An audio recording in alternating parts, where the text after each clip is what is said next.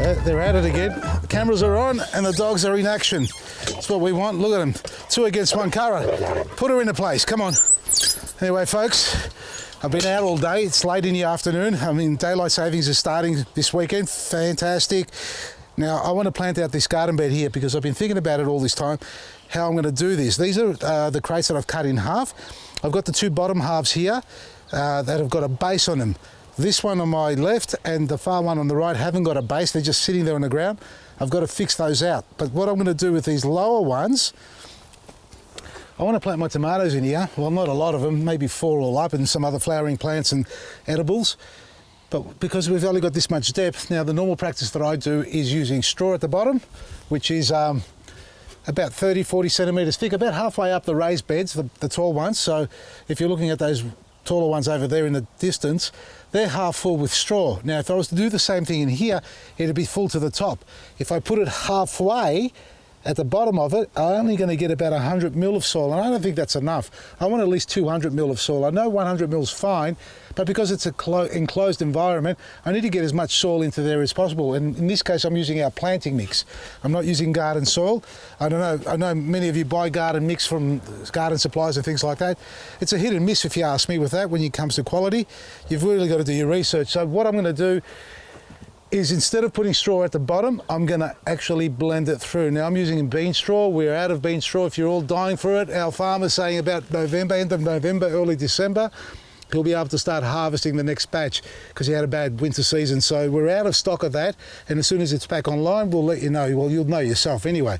So what I've got here is our planting mix. That's all I'm using here, no compost or cocoa. It's actually all in here. So it's got compost, cocoa, superfood, all the works.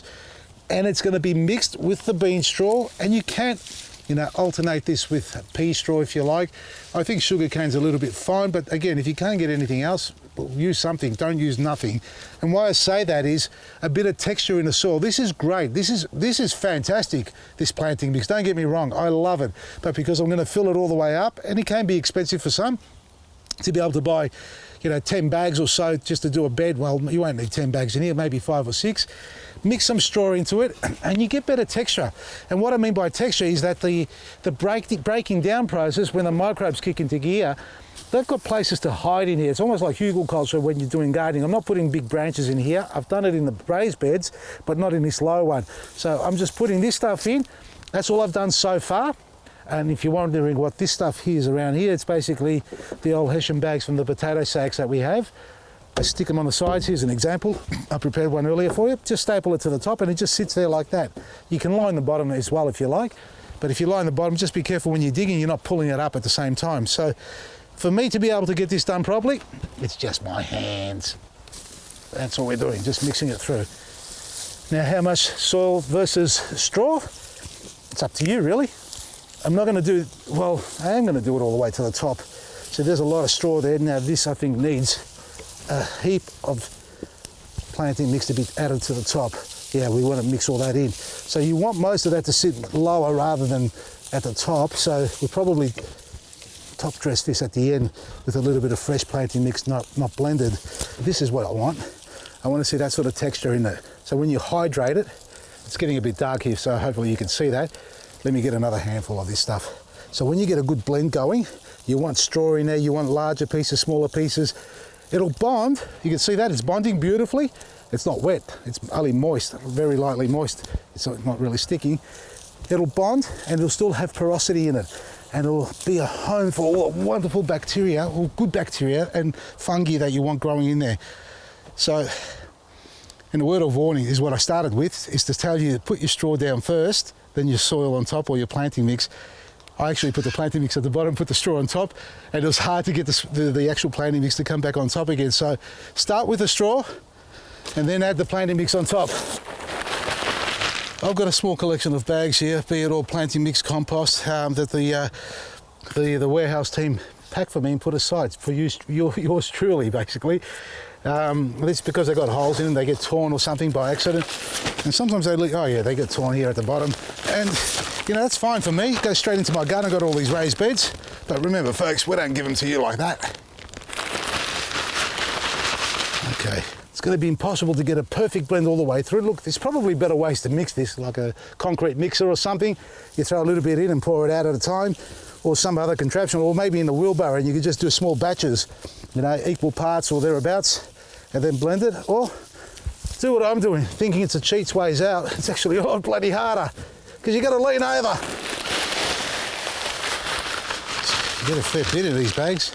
I think that's enough. It's not all the way to the top, but I think we've got a couple of 100 mil here. And it's sort of blended in. And I've left it a little bit lighter with the mulch on its surface. I haven't tried to bring it all the way up to the surface.